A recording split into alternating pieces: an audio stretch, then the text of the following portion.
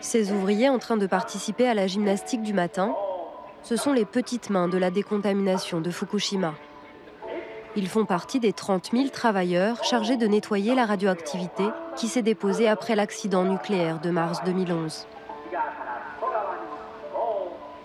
Contrairement aux soviétiques qui avaient laissé la zone de Tchernobyl en l'état, le Japon s'est lancé un défi prodigieux, celui d'effacer les traces d'une catastrophe nucléaire. D'ici quelques mois, plus de la moitié de la zone autrefois interdite sera considérée comme habitable.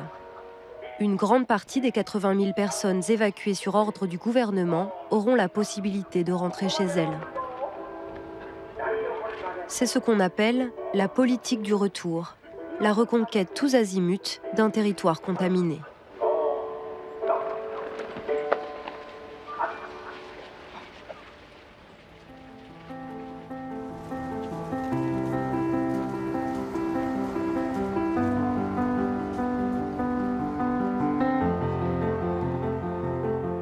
Est-il possible de réparer une catastrophe nucléaire? Les habitants peuvent-ils revenir chez eux, près de la centrale de Fukushima, et reconstruire leur vie? Nous avons suivi 3 familles à l'heure du choix.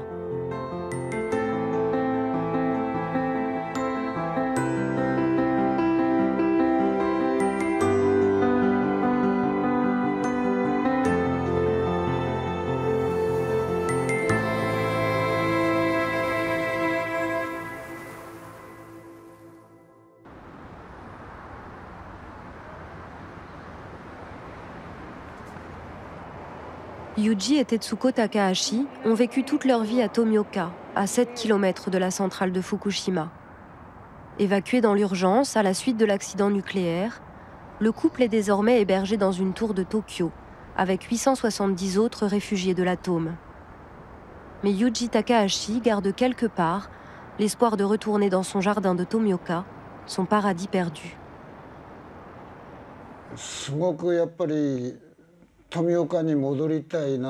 Je ressens une profonde nostalgie pour Tomioka. J'aimerais tellement y retourner. Bien sûr, on finit par s'habituer à la vie à Tokyo. Les femmes en particulier ont l'air d'apprécier le côté pratique de la capitale. Mais la différence entre les hommes et les femmes, c'est qu'un homme n'arrive pas à trouver le calme dans un environnement sans jardin ni nature.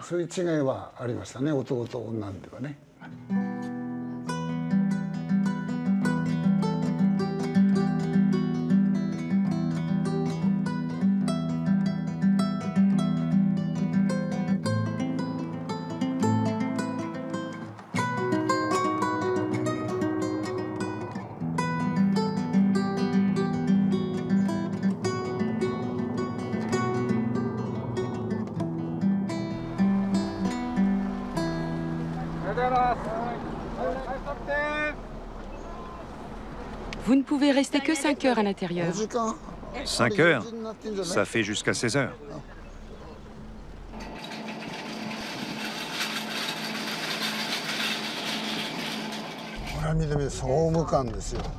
Tiens, regarde.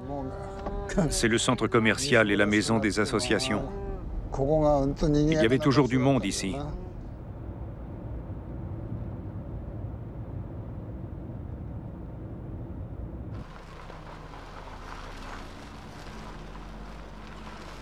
Les Takahashi rentrent 1 à 2 fois par an dans la zone interdite. L'occasion de récupérer quelques affaires et de constater la lente dégradation de leur ville natale. Fais attention à ça.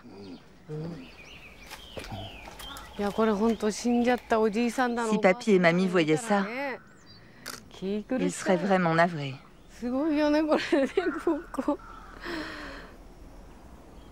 C'est incroyable.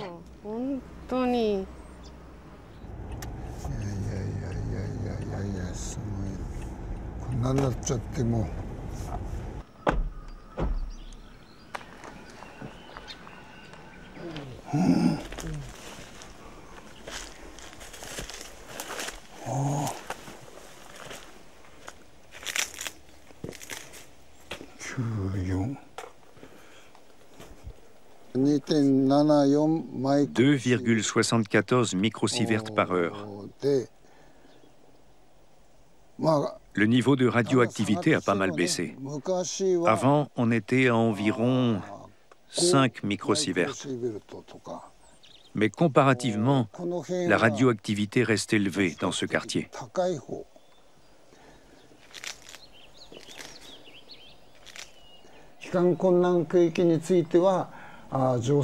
Dans la zone où le retour est difficile, celle où on habitait, il n'y a pas eu de décontamination et rien n'a été pensé.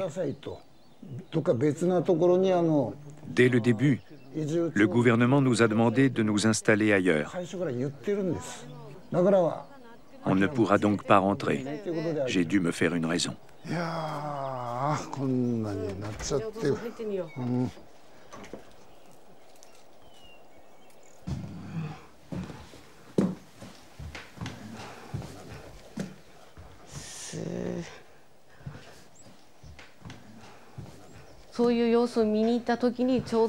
Après le séisme, nous sommes sortis voir l'ampleur des dégâts.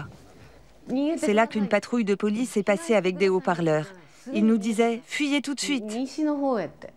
Ils nous demandaient d'aller vers l'ouest à cause du vent.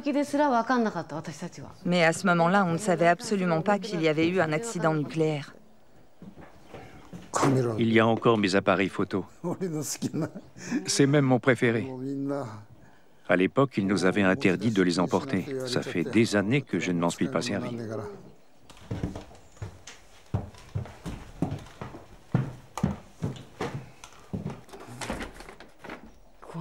C'est tellement sale.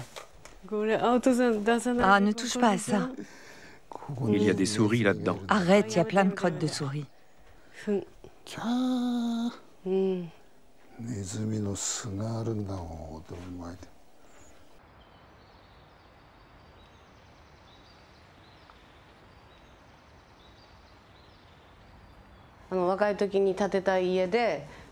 Nous avons fait construire cette maison quand nous étions jeunes.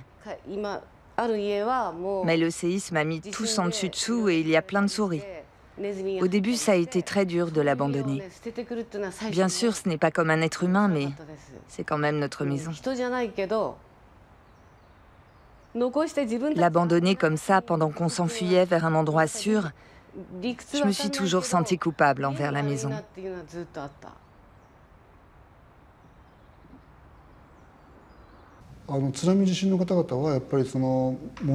Les gens qui ont vécu le tremblement de terre et le tsunami ont eu le sentiment d'avoir tout perdu d'un coup.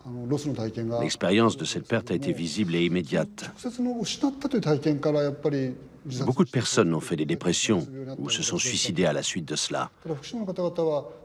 Mais les habitants de Fukushima n'ont pas tout de suite ressenti cette perte. C'est avec le temps qu'ils ont compris qu'ils ne pourraient pas remplacer ce qu'ils avaient laissé derrière eux et qu'ils ont perdu espoir.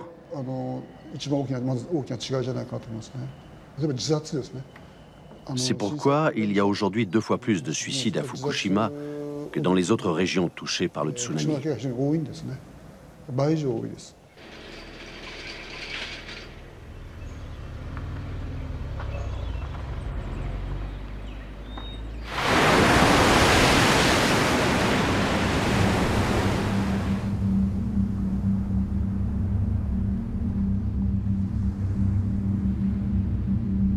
Après le tsunami et la fusion des cœurs de 3 réacteurs à la centrale de Fukushima en mars 2011, le gouvernement japonais a évacué une zone de 1000 km². Mais le panache radioactif s'est déposé sur une surface de 25 000 km². Les autorités ont d'abord voulu abaisser la radioactivité à 1 millisievert par an, la limite généralement admise pour le public. Cet objectif a été en partie atteint quelques années plus tard, grâce à la décroissance naturelle de la radioactivité et aux opérations de décontamination. Mais la volonté de reconquête bute sur les niveaux trop élevés, notamment à l'intérieur de la zone interdite. Confrontées aux limites de la décontamination, les autorités ont décidé de relever la dose acceptable à 20 millisieverts par an.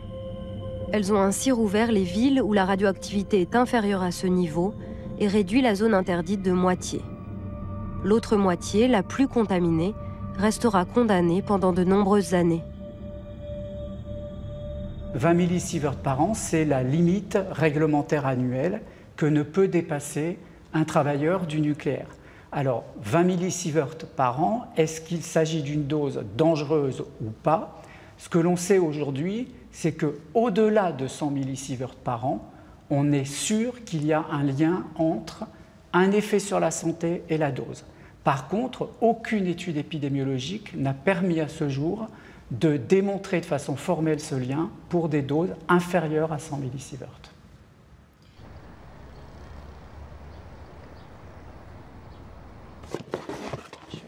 Évacuée de sa maison située à Minamisoma, à 19 km de la centrale nucléaire, la famille Hidogawa avait rejoint à Contrecœur, un logement préfabriqué à une vingtaine de kilomètres de là. Aujourd'hui que le gouvernement s'apprête à rouvrir la ville, elle fait le pari du retour.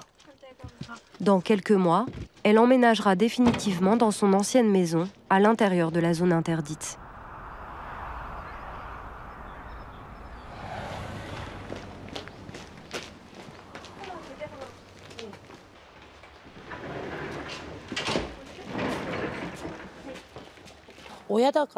En tant que parent, il est évident qu'il faut protéger ses enfants. On a été très critiqués sur notre décision de revenir dans un endroit aussi dangereux. On nous a dit qu'on ne pensait pas à l'avenir de nos enfants. Mais le gouvernement assure que les doses de radioactivité ne posent pas de problème, et j'essaie de le croire. Mais comment être sûr ?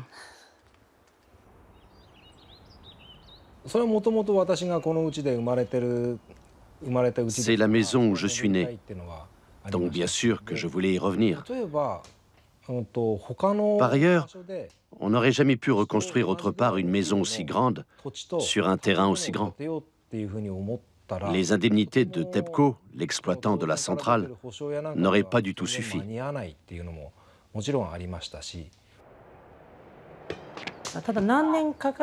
Je ne savais pas combien d'années ça prendrait. Mais j'ai toujours eu l'intention de rentrer. Ce n'est pas tant que nous voulions absolument rentrer chez nous, mais plutôt que nous n'avions nulle part ailleurs où aller.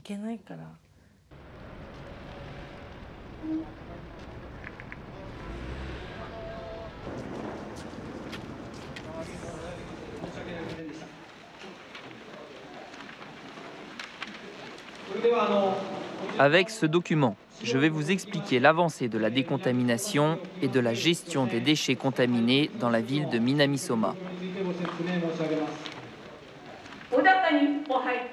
Dans la zone évacuée de Minamisoma, il y a des endroits qui ont été décontaminés, mais aussi beaucoup d'endroits où rien n'a été fait. Et je voudrais qu'on s'occupe de ces endroits. Nous ne pouvons absolument pas ramener de jeunes enfants et les laisser vivre là-bas. C'est pourquoi vous ne devez rouvrir la ville que quand toutes les maisons endommagées auront été détruites et que la décontamination sera suffisamment avancée pour que la population se sente en sécurité.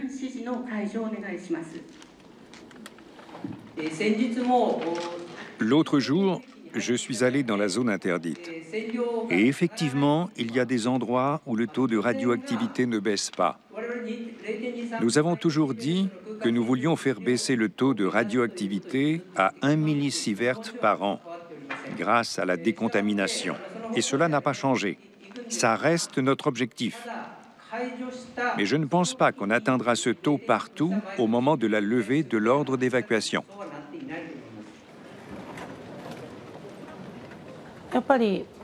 Bien sûr, il y a des gens qui font beaucoup d'efforts pour la réouverture de la ville. Mais la radioactivité reste élevée vers les montagnes et beaucoup d'endroits sont toujours endommagés par le tsunami. D'une certaine façon, je me demande si ce n'est pas trop tôt pour ouvrir la ville.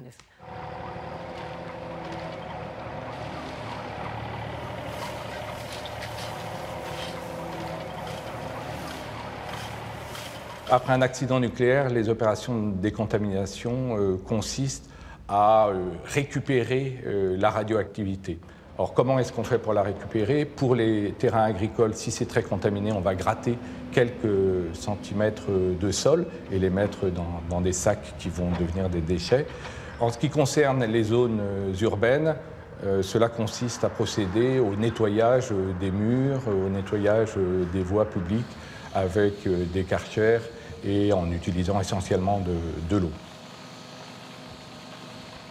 Les opérations de décontamination qui ont été menées ont montré qu'on arrivait à réduire la dose pour les habitants d'environ 50%.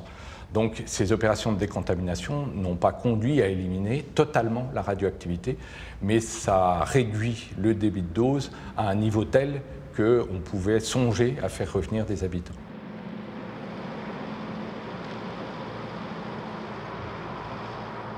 La politique menée avec le mot magique décontamination avait comme objectif dès le départ de donner l'impression qu'on peut réparer, c'est-à-dire un accident, donc on répare. Et la réparation, le mode de réparation s'appelle décontamination. Pour moi, c'est de pousser de la radioactivité d'un endroit à l'autre. Mais c'est très différent de dire on va réduire la radioactivité autant que se peut, ou de décontaminer, parce que le terme décontaminer suggère qu'on enlève la totalité de la radioactivité, ce qui n'est pas le cas.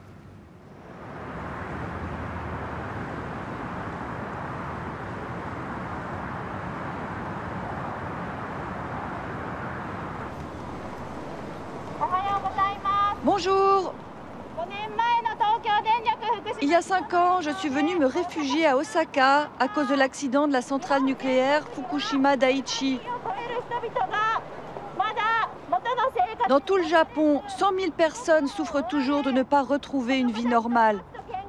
Ils sont toujours réfugiés pour protéger leurs enfants.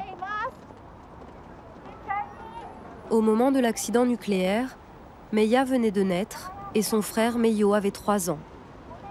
Habitant à Koriyama, à 60 km de la centrale et bien en dehors de la zone interdite, leur mère, Akiko Morimatsu, a pourtant fui à Osaka, à des centaines de kilomètres de là. Depuis, elle vit son exil comme un combat pour la reconnaissance de ses droits. On ne me reconnaît pas le statut de réfugié. On m'a dit que je n'avais pas besoin d'évacuer et que c'était de mon propre chef si je partais et que je ne recevrais ni indemnité ni compensation. Mais je pensais que le seul moyen de protéger mes enfants était de m'enfuir. Donc je ne reçois aucune aide. Le plus gros problème, c'est que les autorités ne reconnaissent pas que le meilleur moyen d'éviter la radioactivité, c'est de s'enfuir.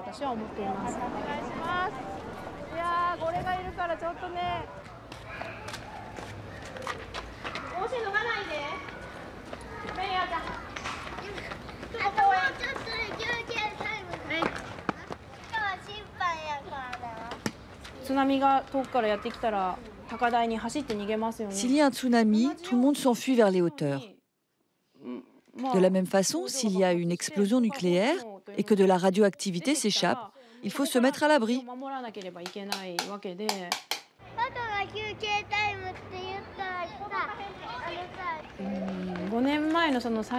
Dans les 2 mois qui ont suivi l'accident, je trouvais que ce n'était pas normal que les enfants ne puissent pas jouer dehors.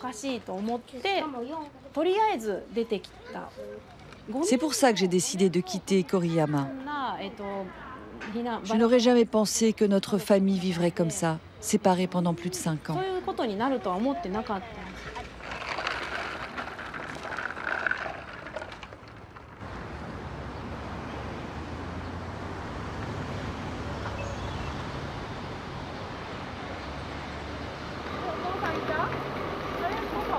Votre père est là? Ah, il est là.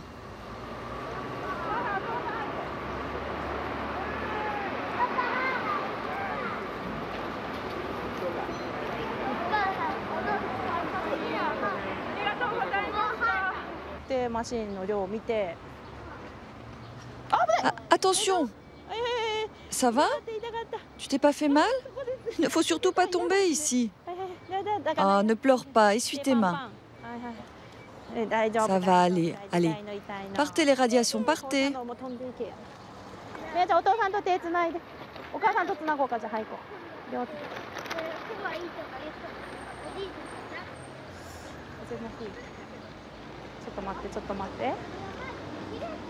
Attendez, stop, on s'arrête. Tiens, mais le niveau de radioactivité est plutôt faible aujourd'hui. C'est toujours comme ça, la gare ? Ici, c'est le parvis de la gare. C'est bétonné et ils ont bien décontaminé. Et c'est pour ça qu'on a ce chiffre.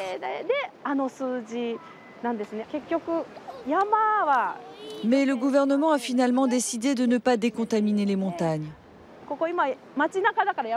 D'ici, on ne peut pas les voir parce qu'on est en plein centre-ville, mais si on sort un peu, on voit que la ville de Koriyama est entourée de montagnes. Et le vent transporte la radioactivité des montagnes vers la ville.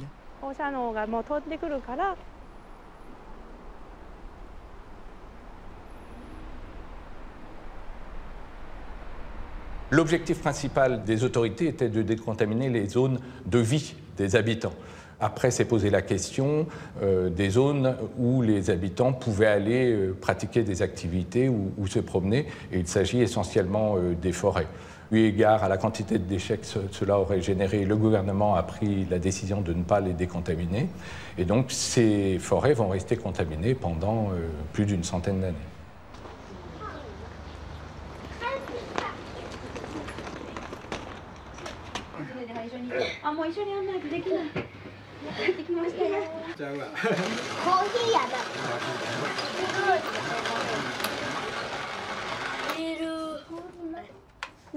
Il paraît que M. Kikuchi est mort. Il est mort de vieillesse ? Non, d'un infarctus. Tu crois pas que ça a un rapport avec la radioactivité ? Je ne pense pas que ça ait un lien.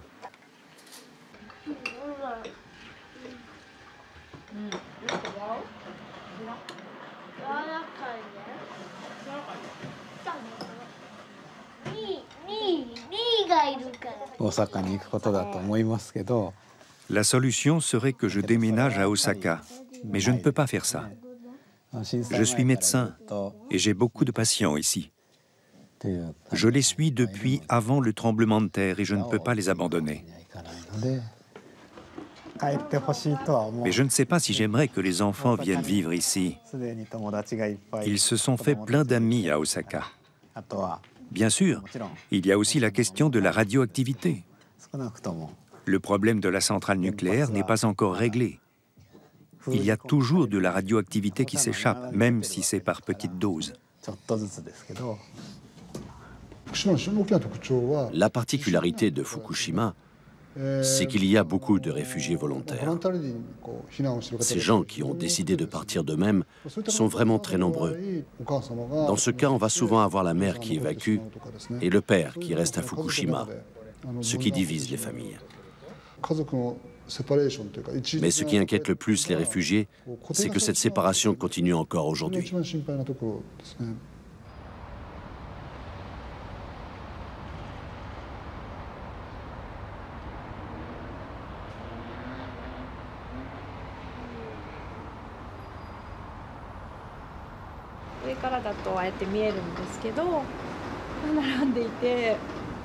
D'ici, on peut voir les sacs de décontamination tous alignés. Je me demande si les riverains ne se sont pas plaints. Parce que ce qui se trouve dans chacun de ces sacs, c'est de la pollution radioactive. Même si la population sent bien que la crise n'est pas finie, les autorités veulent montrer qu'elles décontaminent, que tout va bien, qu'elles le font pour nous.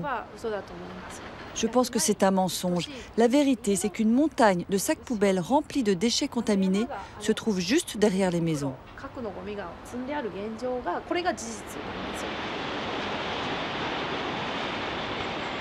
Avec les opérations de décontamination, finalement, on récupère la radioactivité dans l'environnement et on va la transférer dans un autre endroit. Donc on prend la radioactivité dans l'environnement et on la transfère dans les sites de stockage de déchets. Donc le deuxième problème qui va se poser, c'est qu'est-ce qu'on va faire des 20 ou 30 millions de mètres cubes de déchets radioactifs.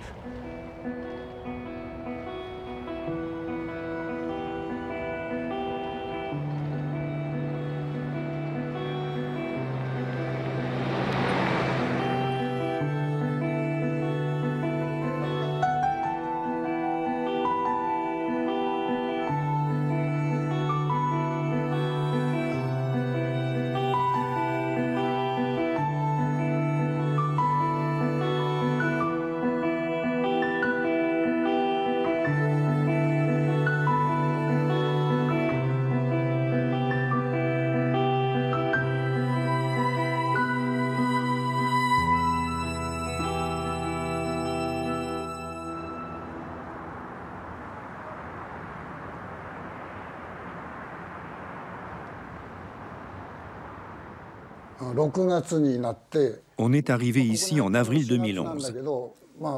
2 mois plus tard, l'un des réfugiés de la tour est mort dans la solitude. Il est décédé seul dans sa chambre. Pour les gens de la ville de Tokyo, ça a été un choc. Alors on a choisi un représentant pour chaque étage et on a créé les assemblées de la tour Shinonome. C'est un système solidaire avec entre autres des ateliers.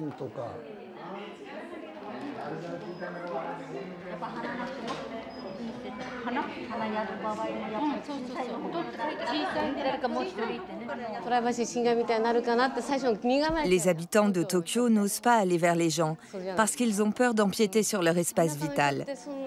Alors qu'à la campagne, on se dit plus facilement « Bonjour, comment ça va ?»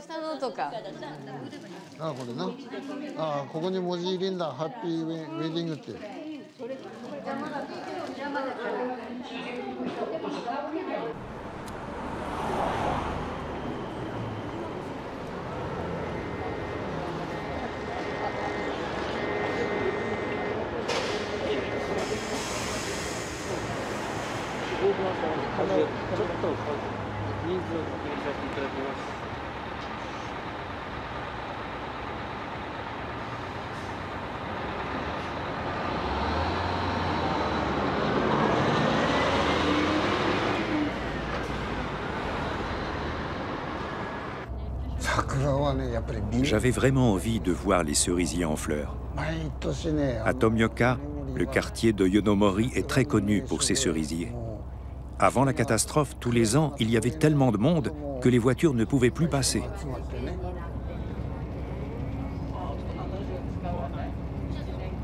Outre la campagne de décontamination, le retour des habitants repose sur la bataille de l'opinion. Les autorités font donc leur possible pour faire pencher le cœur des réfugiés du côté du retour.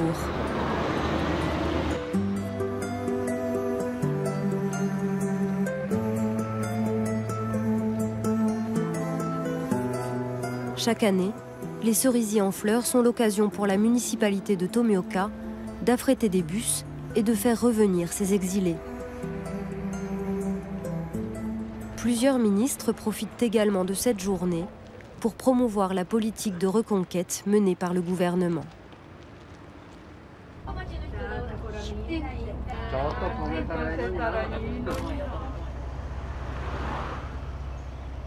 On a traversé l'allée des cerisiers en un instant, mais c'était magnifique.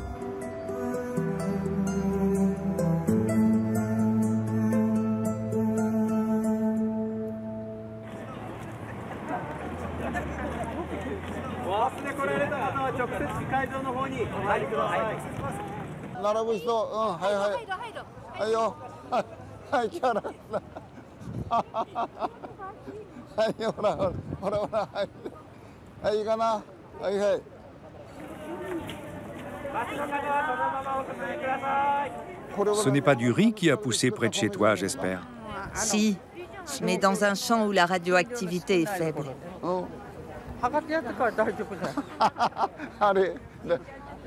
Où est l'appareil pour mesurer la radioactivité?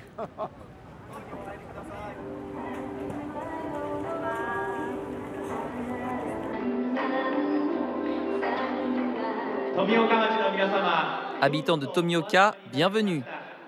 Merci d'être ici. Nous allons commencer l'édition 2016 du Rassemblement pour la Renaissance de la ville. Alors, qu'avez-vous pensé des cerisiers en fleurs cette année? Applaudissez, merci beaucoup. En vous voyant tous réunis ici, j'ai le sentiment qu'il ne faut pas attendre un jour de plus pour reconstruire notre ville natale et réparer nos vies.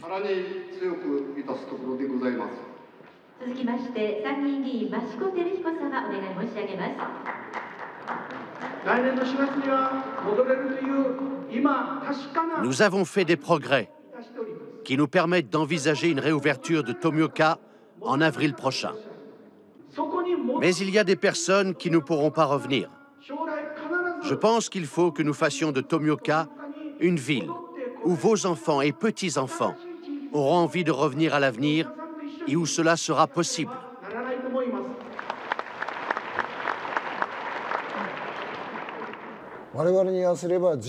Les élus locaux et les employés municipaux veulent que les gens reviennent à Tomioka parce qu'ils comptent bien préserver leur poste et aussi parce qu'ils veulent que la ville continue à exister.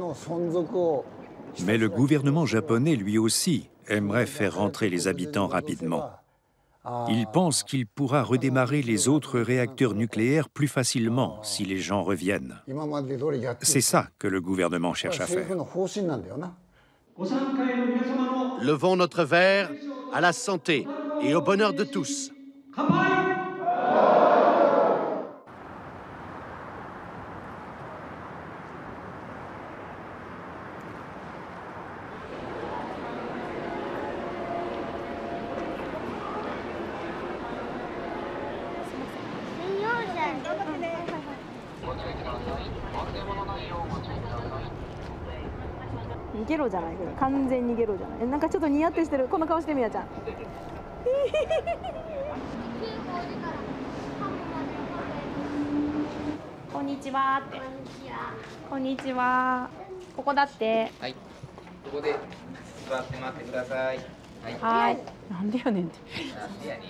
Lorsqu'on est exposé à de la radioactivité, sauf à être exposé à une dose extrêmement importante de radioactivité, on ne développe pas de pathologie dans les semaines ou même dans les mois qui suivent l'exposition.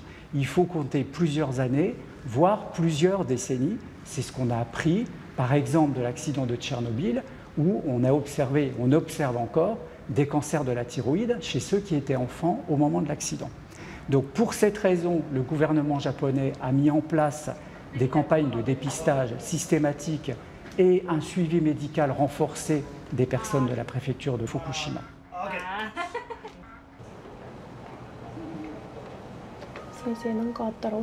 Docteur, si vous trouvez la moindre chose, dites-le moi s'il vous plaît.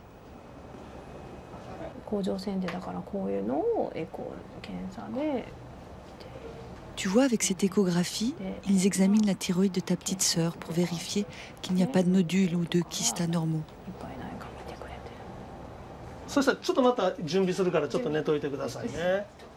Les autorités japonaises ont mis en place une campagne de dépistage des cancers de la thyroïde auprès des 360 000 enfants de la région de Fukushima. En 5 ans, 172 cancers de la thyroïde ont ainsi été détectés.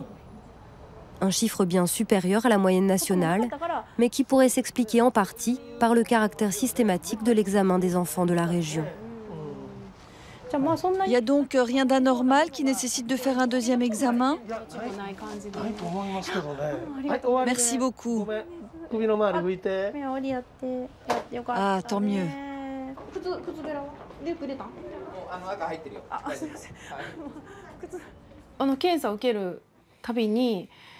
À chaque fois que les enfants passent un examen médical, je ne le dis pas, mais la veille au soir, ou quand je vois les images de l'échographie, j'ai toujours peur que le médecin m'annonce une mauvaise nouvelle. Et quand le médecin me dit, comme aujourd'hui, qu'il n'a rien trouvé, à ce moment-là, je me sens vraiment soulagée. La menace de la radioactivité est invisible, mouvante, mais aussi sujette à débat.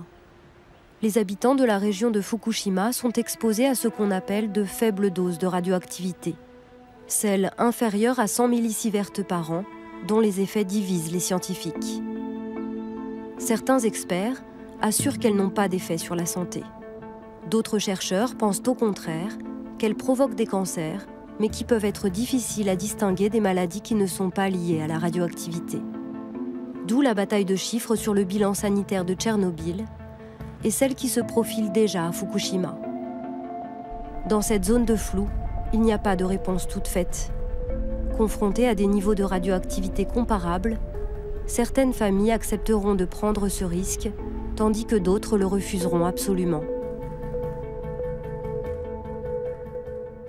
Chaque becquerel qu'on ingère ou auquel on est exposé augmente un risque de maladies diverses et variées.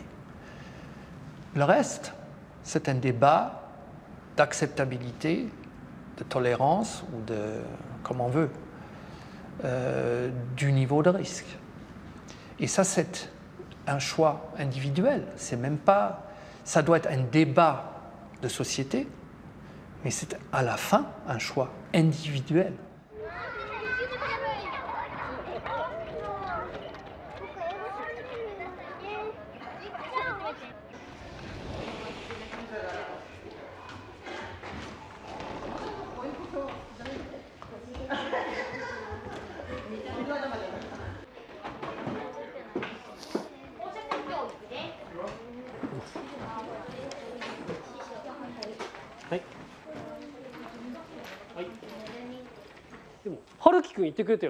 Aoki-kun, tu as dit que la radioactivité ne t'intéressait pas. Les autres, est-ce que la radioactivité vous inquiète? Non. Par exemple, vous faites du sport au stade, n'est-ce pas? Vous courez là-bas. Vous êtes-vous déjà inquiété de la radioactivité? Pas vraiment. Et quand vous jouez dehors? Non, pas vraiment. C'est bien ce que je pensais. Ceux qui n'y font pas attention, levez la main. Ah, je vois, personne n'y fait attention. Alors pourquoi faudrait-il s'en inquiéter? Par exemple, Onoka, pourquoi à ton avis faudrait-il s'en préoccuper? Parce que c'est mauvais si on en a trop dans le corps. Dans le corps? En effet, on imagine que ce n'est pas très bon d'en avoir dans le corps. Alors, qu'est-ce qu'il y a comme moyen de se protéger? Porter un masque. Porter un masque, c'est exact. Onoka, à toi. Ne manger que des produits qui sont vendus dans les supermarchés. Tu as des exemples? Il ne faut pas manger les champignons de la montagne. Évacuer. Ah, partir loin, je vois.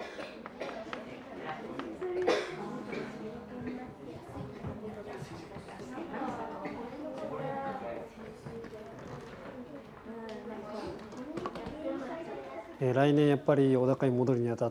retour dans la zone évacuée de Minamisoma est prévu pour l'année prochaine.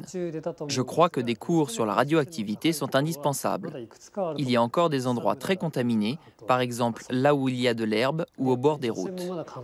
La décontamination n'est pas encore parfaite. Donc, quand les gens rentreront, s'ils ont ces connaissances, ils sauront que la radioactivité peut être élevée dans tel ou tel endroit.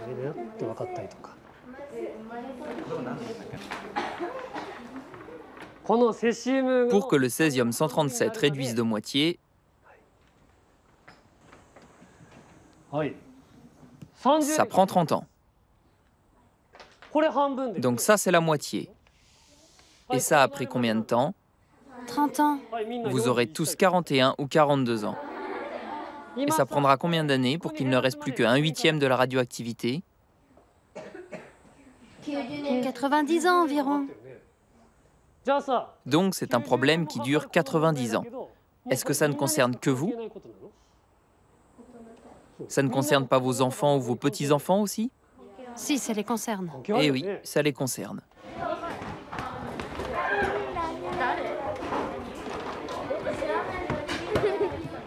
Il va falloir apprendre à vivre avec la radioactivité.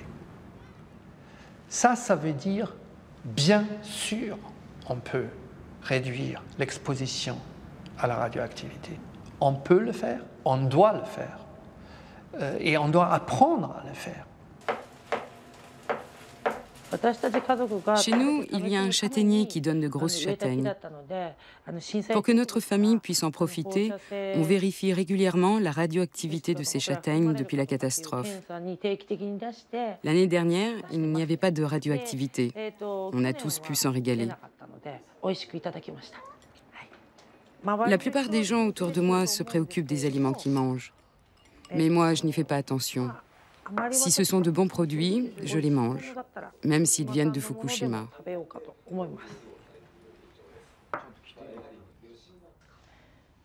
Ce qui m'inquiète, ce n'est pas tellement l'effet de la radioactivité sur mes filles. Ce sont plutôt les préjugés. Après l'accident nucléaire, les gens se sont mis à dire que les filles de Fukushima allaient avoir des enfants cancéreux ou mal formés. Et ces rumeurs sont arrivées jusqu'à nous.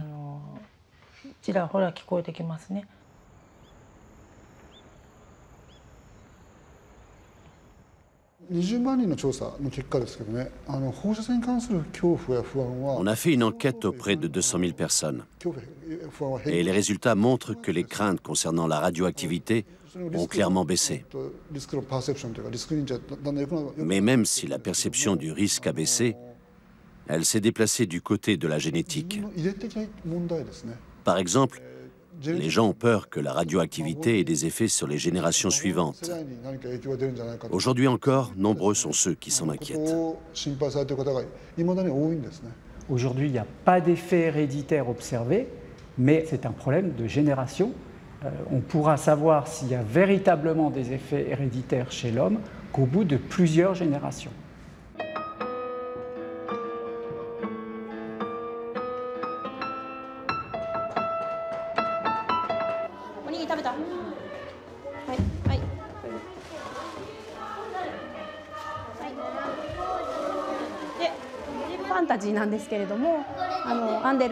C'est une histoire inspirée du conte d'Andersen, La Reine des Neiges. En fait, la Reine des Neiges n'est pas vraiment méchante, mais elle a décidé d'enlever les enfants pour punir les adultes d'avoir pollué la planète. Elle veut donc endormir les enfants pendant 100 000 ans, le temps que la Terre redevienne propre.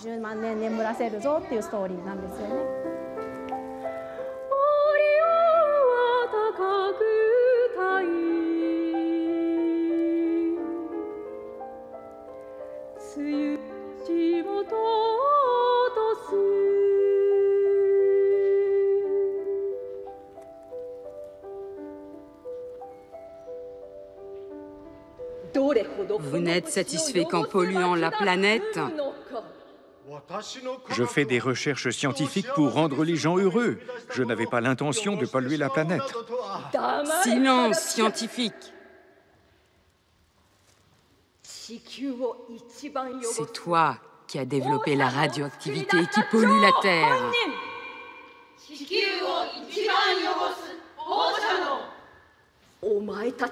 Qu'est-ce que vous imaginiez en créant cette énergie que vous ne pouvez pas maîtriser?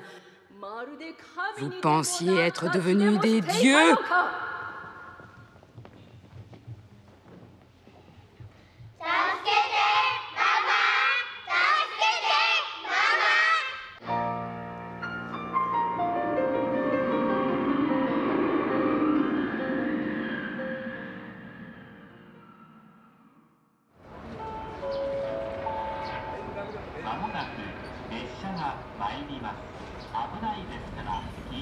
Après de longues années d'évacuation, l'entrée en gare du premier train depuis la catastrophe officialise la réouverture d'Odaka, une commune qui fait partie de la ville de Minamisoma, à 15 km de la centrale nucléaire.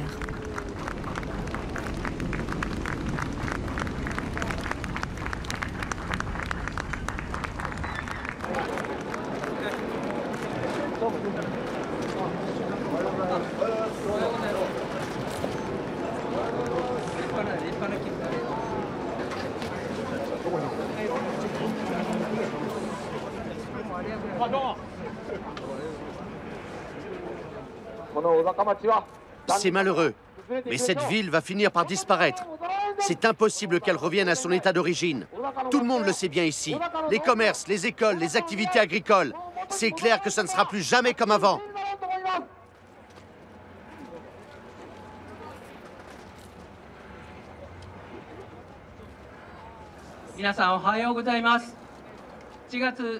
Aujourd'hui, en ce 12 juillet 2016 à minuit, l'ordre d'évacuation qui pesait sur la ville de Minamisoma sera levé, à l'exception de la zone où le retour est difficile.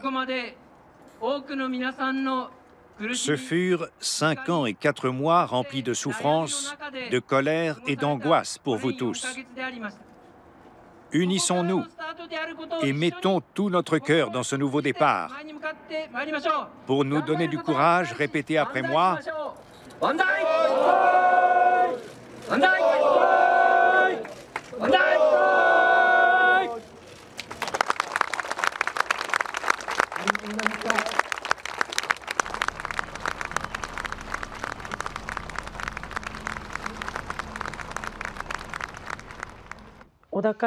Ils n'ont que ce mot à la bouche.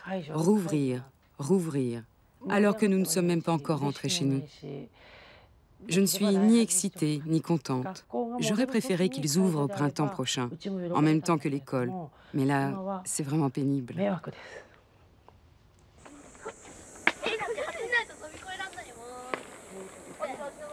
Avant l'évacuation, les filles de la famille Hidogawa étudiaient dans cette école, située dans l'ancienne zone interdite de Fukushima. Malgré la réouverture de la commune, l'établissement restera condamné. Faute d'un nombre d'élèves suffisant, seule une école primaire ouvrira la rentrée prochaine. Moins de 20% des 13 000 habitants comptent revenir dans la commune d'Odaka, dont une majorité a plus de 65 ans. C'est la jungle ici.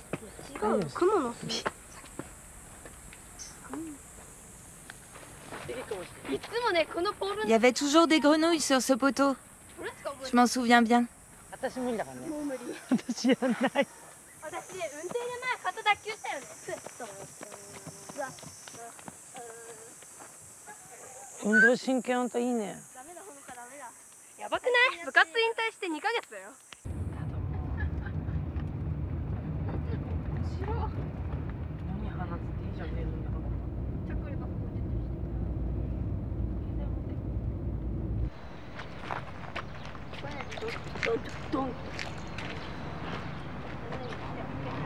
Dans le centre-ville d'Odaka, quelques rares commerces, dont cette supérette, ont rouvert grâce à des aides publiques. Après plus de 5 années d'évacuation, toutes les infrastructures de la commune sont à reconstruire.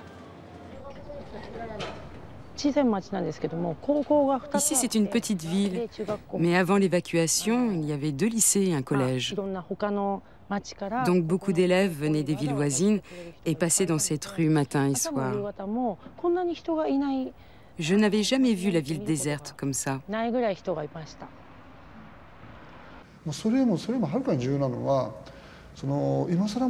Une grande partie des habitants se demandent si ce n'est pas trop tard pour rentrer.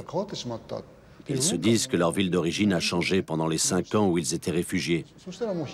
De plus, ils ont fini par s'adapter à leur nouveau lieu de vie. Bien sûr, tout commence avec le problème des niveaux élevés de radioactivité. Mais plus le temps passe, et plus les gens se rendent compte qu'il y a beaucoup d'autres problèmes à régler pour refaire sa vie. Finalement, le taux de radioactivité devient un facteur parmi d'autres.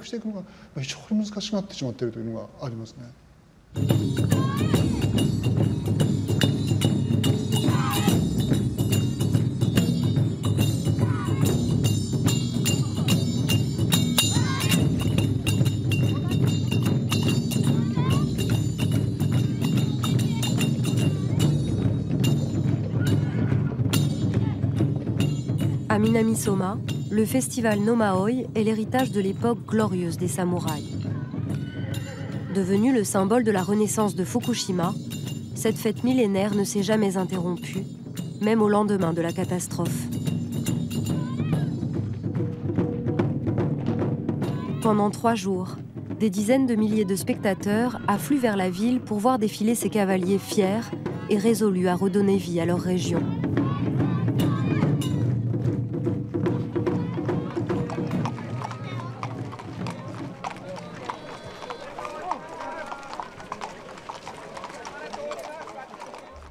Mais la reconquête de la zone interdite de Fukushima s'annonce d'ores et déjà limitée.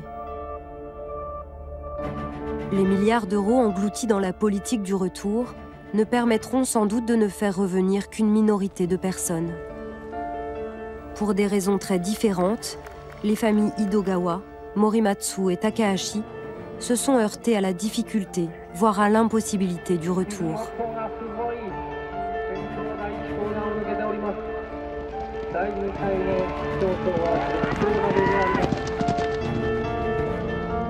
Contrairement à ce qu'espéraient les autorités japonaises, les opérations de nettoyage de la radioactivité n'ont pas apaisé les craintes d'une grande partie des habitants. Mais les longues années d'évacuation qui ont suivi la perte de contrôle de la centrale nucléaire ont aussi laissé des traces. Le temps qui passe, les vies qu'on reconstruit ailleurs, l'absence d'infrastructures et de voisins sont difficiles à inverser pour ceux qui veulent revenir.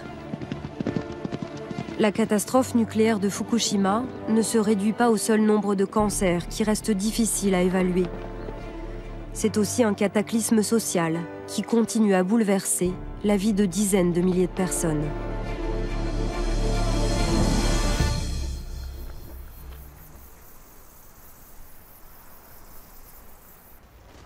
Yuji et Tetsuko Takahashi ont acheté une maison à la campagne entre Tokyo et Fukushima, où ils ont planté des cerisiers. Ils se sont résolus à ne jamais rentrer dans leur ancienne maison, mais tiennent à se faire enterrer dans le cimetière de Tomioka, aux côtés de leurs proches. Akiko Morimatsu restera à Osaka, loin de son mari qui n'a pas l'intention de quitter Koriyama.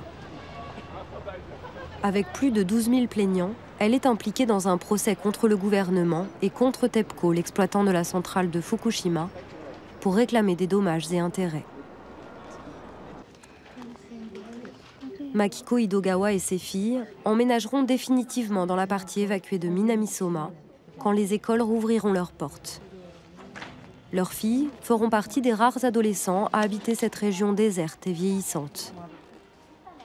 Elles se destinent à devenir infirmières pour participer à la renaissance de la région.